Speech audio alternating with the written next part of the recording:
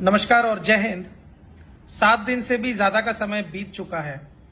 सिरोही के पूर्व विधायक कांग्रेस नेता संयम लोढ़ा ने सीधे सीधे मंत्री के बेटे पे जब आरोप लगाया था कि राम झरोका भूमि प्रकरण में जो 8 पट्टे अवैध तरीके से जारी किए गए उसमें से एक पट्टा मंत्री के बेटे की खुद उनकी बेनामी संपत्ति है। ये विषय होकर 7 दिन से ज्यादा बीत चुका है। अभी तक सिरोही के किसी भी बीजेपी के पदाधिकारी का एक भी बयान नहीं आया, एक भी स्टेटमेंट नहीं आया और ना ही उन्होंने खंडन किया।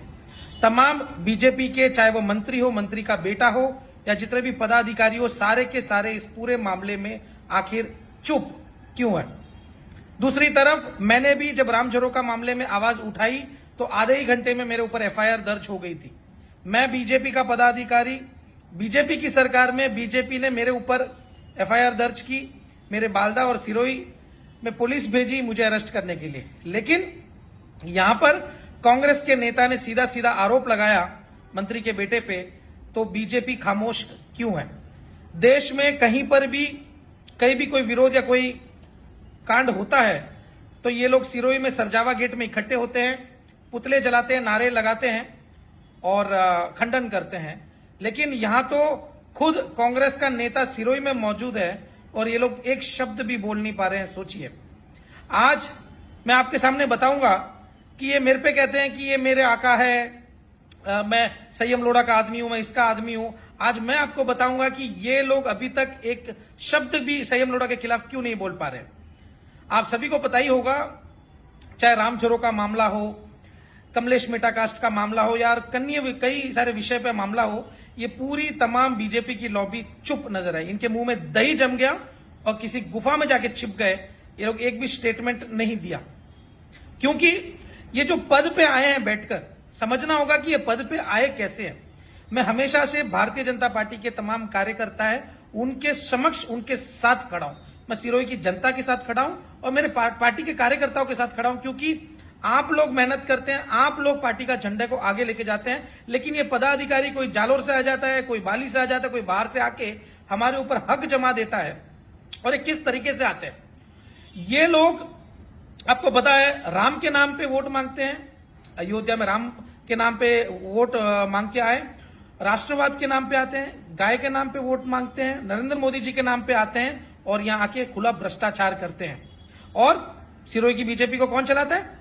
दारू वाले आज की डेट में बीजेपी चला रहे हैं, स्पा वाले बीजेपी चला रहे हैं। प्रदेश के पदाधिकारी सिरोही आते हैं, इनको खूब तो दारू पिलाया जाता है, स्पा में मसाज कराए जाते हैं और उनको फिर ऐसे खुश करके फिर ये लोग पद पे आ जाते हैं।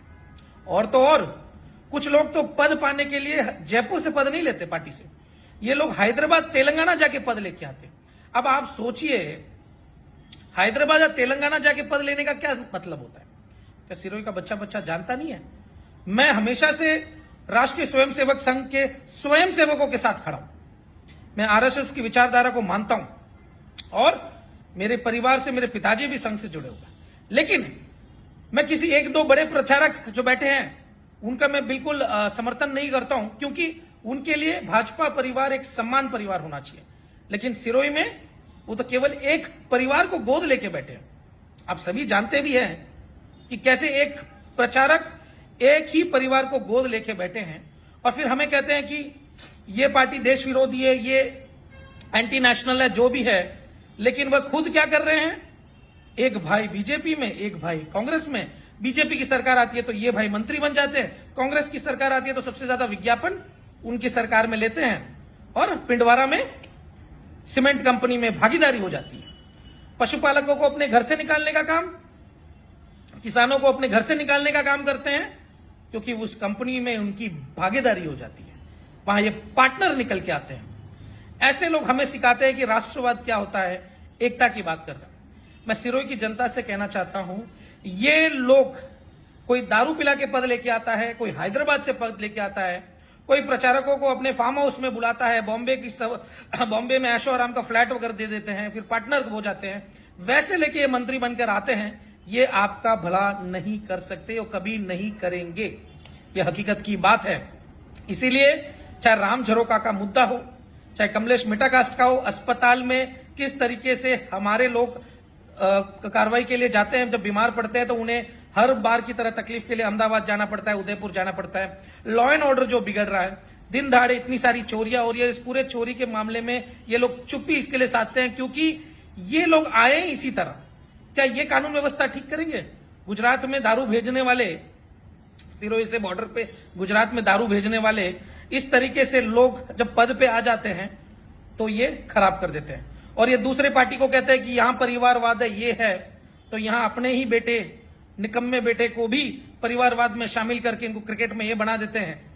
तो इससे बुरा विडंबना क्या हो सकती है? ये मोदी जी के नाम पे आते हैं, मोदी जी करप्शन के विरुद्ध खड़े हैं। हमारे भजनलाल शर्मा जी भी कहते हैं कि जीरो टॉलरेंस टुवर्ड्स करप्शन, लेकिन सिरोही में तो करप्शन का समुंदर उमड़ पड़ा है।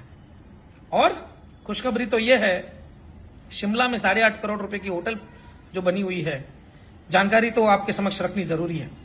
मुझे दुख होता है कि हमने ऐसे जनप्रतिनिधि, ऐसे लोगों के लिए हमने काम किया। आदर्श कोऑपरेटिव सोसाइटी जो लगभग 14,000 करोड़ का जो पूरा मामला है, उस पूरे मामले में देश की सबसे बड़ी पंचायत, संसद में ये लोग नहीं बोलते, विधानसभा में नहीं बोलते। सिरोही में हमारी सरकार, राजस्थान में हमारी सरकार, केंद्र में हमारी सरकार, फिर भी सिरोही के जनता के खून पसीने का पैसा आज अटका हुआ है और ये लोग कोई एक शब्द तक बोलना तैयार नहीं करते। क्यों? क्योंकि ये लिक्विडेटर के साथ सेटिंग करके बैठे हैं। कोई 5 करोड़ की जमीन है तो उसे 3 करोड़ में लिक्विडेटर के साथ खरीद लेते हैं, फिर उसे 6 करोड़ में बेच देते हैं। ये आपके खून पसीने की कमाई को खुर्द-बुर्द करने का काम कर रहे हैं। साधु महात्मा को धमकी दी जा रही है, उनको मारने के लिए तैयारी कर रहे हैं। ये हो रहा है हमारी इस कुशासन वाली सरकार में। ये लोग क्या आपके लिए कुछ करेंगे? मैं आपकी सिरोही की जनता से कहना चाहता हूं कि जो लोग आपके खून पसीने की कमाई वाला, जो आपके आदर्श में पैसा फंसा, उसके लिए ये लोग बात करने के लिए तैयार नहीं है, तो हमें ऐसे जनप्रतिनिधि चाहिए क्यों? ये लोगों का आप जितना भी विरोध करोगे, आप भले सोशल मीडिया में लिखो, ग्रुपों में लिखो, इनको कोई फर्क नहीं पड़ेगा, लेकिन इनको फर्क तभी पड़ेगा जब ये चुनाव हारेंगे। जितने भी छोटे बड़े चुनाव आते हैं, वहां आपको मजबूती से लड़ना है, वहां इनको मजबूती से इनको हराना होगा। जब ये चुनाव हारेंगे तभी ये सुधरेंगे। जब तक ये चुनाव नहीं हारेंगे, भले आप कितना भी विरोध करो, कुछ भी कर लो, ये लोग आपकी बात नहीं उठाएंगे। चुनाव हारेंगे तो राज्य में बात जाएगी कि अरे सिरोही में ऐसा क्या हाल हुआ कि क्यों हम सारे छोटे बड़े चुनाव हार रहे हैं, मतलब जनता नाराज है। अरे जनता का काम करो, तभी जाके काम होगा।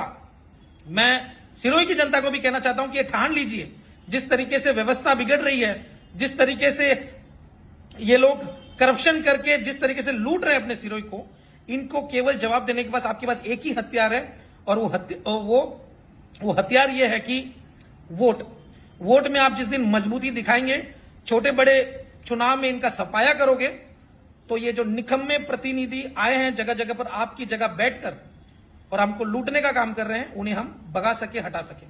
मैं भारतीय जनता पार्टी के सिरोही के कार्यकर्ताओं से भी निवेदन करता हूं, ये जितने भी बाहरी आए हैं उनको निकालने का काम भी आपका है, हम सबका है। क्योंकि सिरोही के बीजेपी का कार्यकर्ता क्या बाली जाके राजनीति कर सकता है? नहीं आने देंगे। क्या जालोर में जाके कर सकता है? नहीं आने देंगे। तब हमारे सिरोही का कार्यकर्ता को बाहर जाके राजनीति करने के लिए नहीं दे सकते, तो बाहर के आके हमारे ऊपर हक क्यों जमा रहे? ऐसे लोग जो दारू के नाम पे, स्पा के नाम पे, कोई हैदराबाद से किसी ने प्रचारक को पकड़ के बैठे हैं, ऐसे पद पे आ जाते हैं और फिर आपकी जगह, आप बताइए, ऐसे लोग आ जाते हैं तो क्या आपका सिरोही का सेवा कर पाएंगे? केवल भ्रष्टाचार करने आए, लूटने आए। मैं सिरोही की जनता को भी कहना चाहता हूं, समय बलवान है, आज इनके पास सत्ता है, प्रशासन, ये सारी तमाम चीजें उनके पास है। मेरे पास आप सिरोही की जनता का आशीर्वाद है, भारतीय जनता पार्टी का कार्यकर्ता का सहयोग है। समय समय की बात है, आज ये बलवान है, कल सत्ता हमारे पास भी आएगी। जिस दिन आएगी उस दिन इनको बताएंगे कि सिरोही में काम कैसे किया जाता है। अस्पताल हो, रोड हो, एजुकेशन हो, लॉ एंड ऑर्डर हो, काम कैसे किया जाता है, उस दिन हम उन्हें बताएंगे। इसके लिए आप सबका सहयोग चाहिए होगा, तभी आपके मुद्दे मुखर रूप से बाहर उठ सकते हैं। बाकी इन बिचौलियों के रंग से कुछ नहीं होने वाला। चाहे राम झरो का मामला हो, देख लो, राम जी की जमीन खा गए लोग। हमारे पूर्वज कहते हैं कि मंदिर की जमीन खाने वाले का विनाश होना तय है। और मैं सिरोही की जनता को कहना चाहता हूं, आप मजबूती से रहेंगे तो इन्हें हम सबक सिखा सकते हैं। और ये लोग पिछले चुनाव में कहे थे कि हम जिस दिन सरकार में आएंगे कांग्रेस की फाइल खोलेंगे, क्या हुआ? कालंदरी में कि हम मदरसा है उसको हटाएंगे, क्या हुआ? आज सिरोही की जनता मांग रही है, बताइए ना क्या हुआ? आप तो फाइल खोलो या ना खोलो, जिस दिन मैं मजबूती से आया आपकी फाइल मैं खोलूंगा, क्योंकि पिछले 6-7 महीने से जिस तरीके से आप लोगों ने जिन जिन लोगों ने जो काम किया है उस सबका हिसाब किताब ब्याज समेत मैं लूंगा। और राम जरोगा भूमि प्रकरण तो केवल एक झांकी है, मुंडारा फाइल्स अभी बाकी है।